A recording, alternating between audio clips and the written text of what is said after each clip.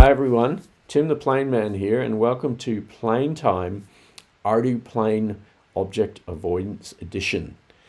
And what we've got is ArduPlane running the Bendy Ruler Object Avoidance Library that has been available in ArduCopter and ArduRover for quite some time, running it with a fixed wing plane. Now, why this matters is coming soon, 4th of November 2025, will be new regulations in Canada that will allow licensed pilots with the new level 1 complex license, drone or RPAS license from Transport Canada, to be able to fly beyond line of sight, beyond BVLOS, beyond visual line of sight, as long as the plane has a detect and avoid capability on board. Well, if you want to fly extended BVLOS, you can fly to about 3 kilometers out with a visual observer. But if you want to fly further and do the kind of 20, 30, 50, 80 kilometer missions that we want to do here in Alberta, for example, for pipeline inspections and road construction inspections and rail inspections and power line inspections, then you're going to need a detect and avoid. Well, this could be part of the puzzle. If ArduPilot can do onboard avoidance, then all we need to do is deal with the detect part, and we will have the whole picture. So here's the avoid part.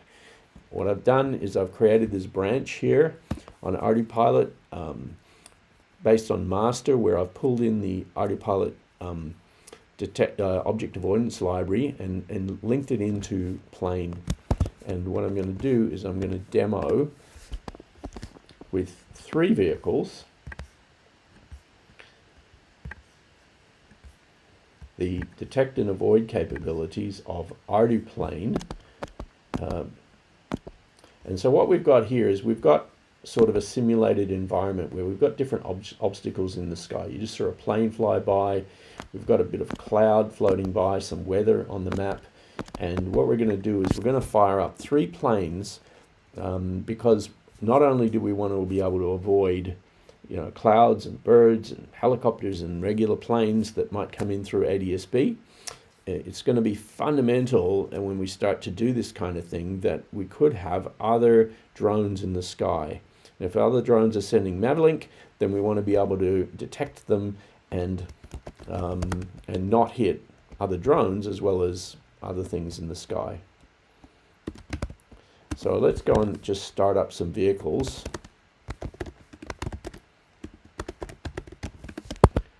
And what we're going to do is we're going to have some kind of obstacle vehicles. So obstacle vehicle 13 is one of the obstacles that we want to have up in the sky so that we can prove that we can avoid hitting it.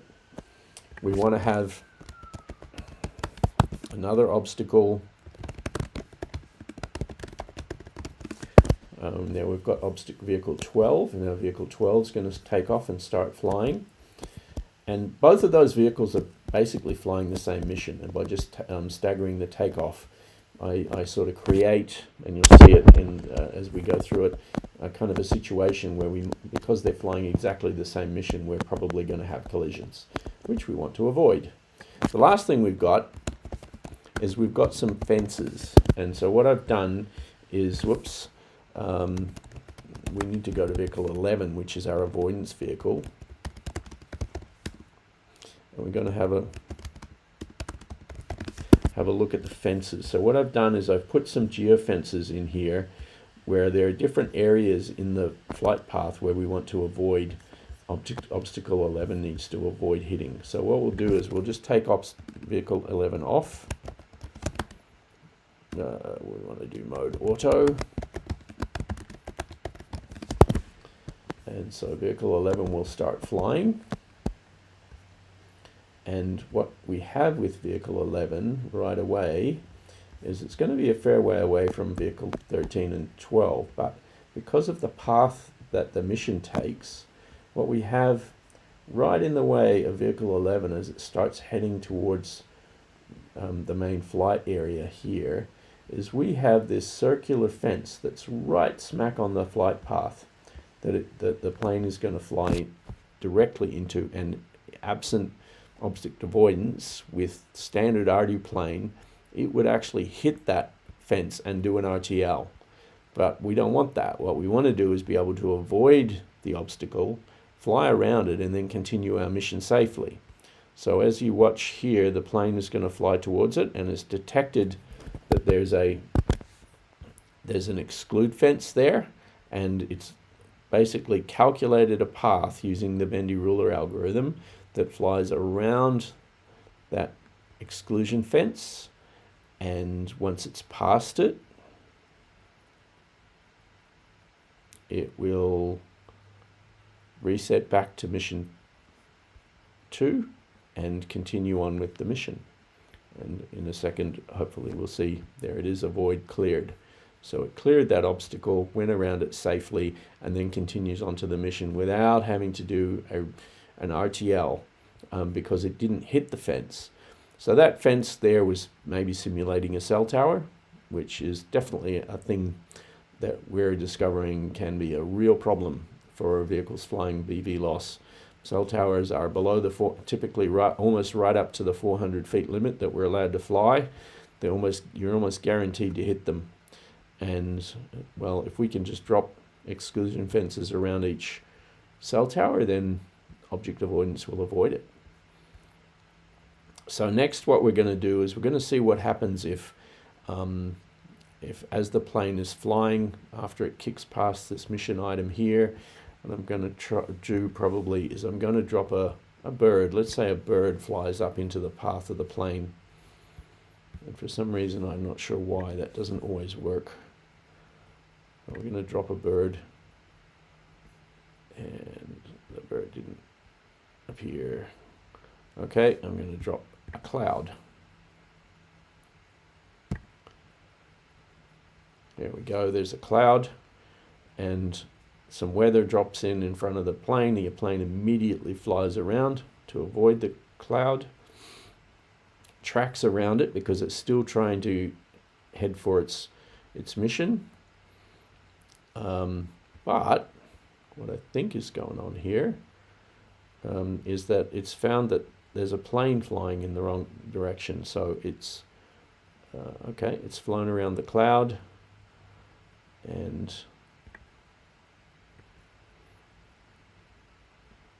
now it's trying to reset back to its mission. Now what we should find here is now we've got our obstacles coming in. Another drone, another fixed wing drone is flying directly into our path, and we don't want to hit it. So what's going to happen, we get an avoid MAV, and vehicle 11 steers across to the right to avoid hitting that Mavlink. Now it's avoid many because there's another Mavlink vehicle that it's trying to avoid, so it's avoiding that. And it's still trying to get out of the way of that plane. The plane is now past, and it's safely able to continue on to hit the waypoint. I really want to show a bird. Maybe I'll try dropping an eagle here. See if that will work. Let's drop an eagle in the map, on the map. There we go. So we've got an eagle now flying across our... And there we go. We've got an avoid bird of prey. So it's not going to fly directly north as it would want to. It's going to fly slightly off the path.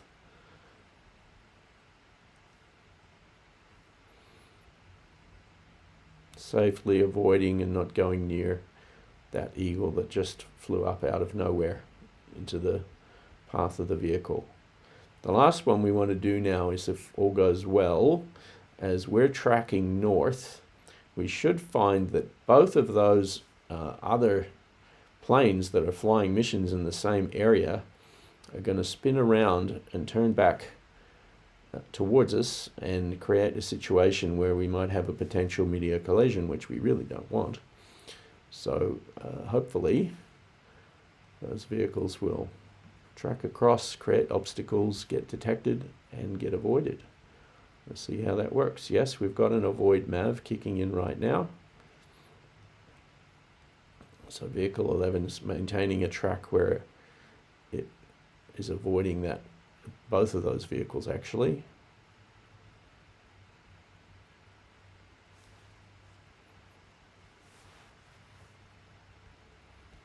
And it's cleared because they flew off out of the way. So quite safe. I'll just run this a little while longer. Feel free to skip past this. This is just me having fun watching it because I really enjoy seeing how the code just automatically kicks past and clears various obstacles as it flies around.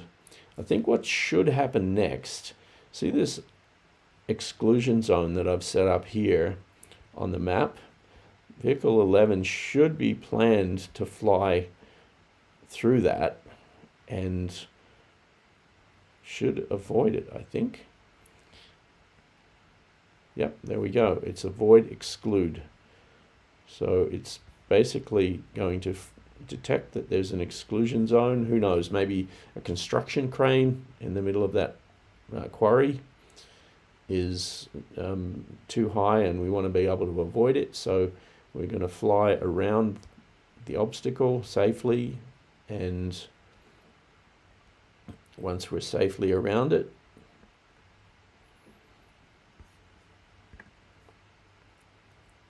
there we go.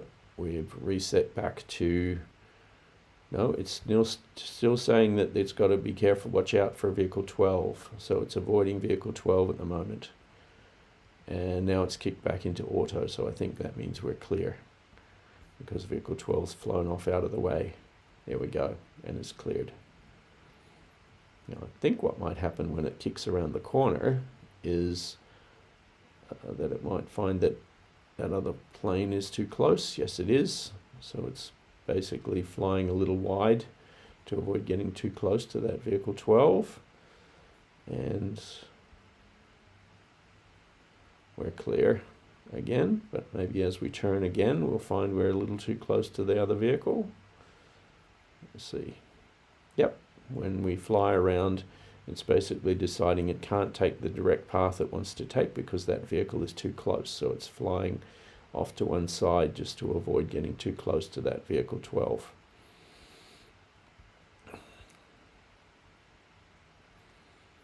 I'm going to do something really nasty now. Sometimes this doesn't pay off, but I'll drop a cloud right smack in the middle of the path. So now it's trying to avoid two planes, one that's heading back towards it and a cloud, and it's got to do what it can. Number one priority is safety. It needs to avoid other obstacles no matter what. So we're flying out of the way of both the weather and the other vehicles. Once we're around both of those, then we should, yeah, we're going to do a vehicle avoidance, I think. Yeah, no, we're safe.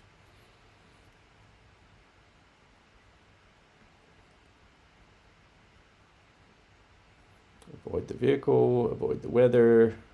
Now it's time to turn around and go back the other way. So, well, that's the demo. I'm incredibly pleased with this, and this is all, based on significant amount of work that's been done by the ArduPilot developer team over the years, starting with the code that I believe mostly Andrew Trudgill wrote for the Outback Challenge several years ago, and then Rishab has also worked on, and some other people in the ArduPilot team for the copter and rover implementations. It's honestly pretty exciting. I am looking forward to trying this on some real vehicles. It will be very, very interesting because it's so powerful and fundamentally it's working. Tim the Plane Man, over and out.